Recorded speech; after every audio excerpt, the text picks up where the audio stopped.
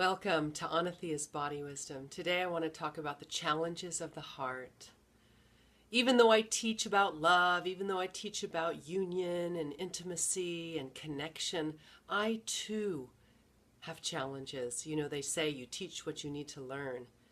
And I was humbled this morning because I can get up in my head and have all my hopes, wishes, and dreams and desires about how relationship is supposed to be so perfect and beautiful and sweet and loving, and my way, by the way.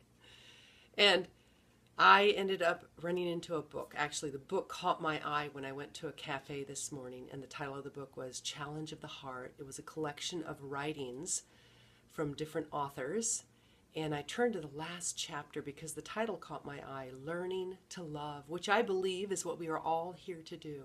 And it was by a poet, Rainer Maria Wilke.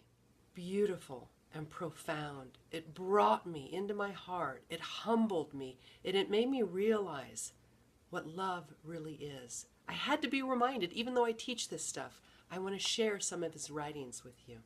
He says, for one human being to love another human being, that is perhaps the most difficult task that has been given to us, the ultimate, the final problem and proof, the work for which all other work is merely preparation.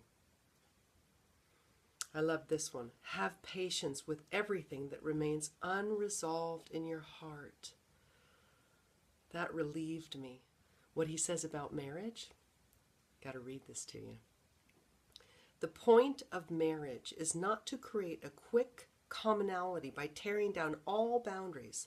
On the contrary, a good marriage is one in which each partner appoints the other to be the guardian of his solitude, and thus they show each other the greatest possible trust. A merging of two people is an impossibility, and where it seems to exist, it is a hemming in, a mutual consent that robs one party or both parties of their fullest freedom and development. But once the realization is accepted that even between the closest people, infinite distances exist, a marvelous living side by side can grow up for them. If they succeed in loving the expanse between them, which gives them the possibility of always seeing each other as a whole, and before an immense sky. His words deeply touched and relieved my heart. Love does not have to be perfect. Love is accepting. Love is beyond judgment.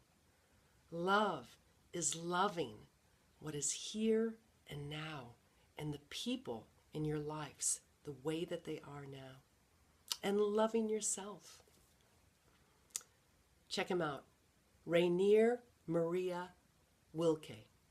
Have a beautiful day. Namaste.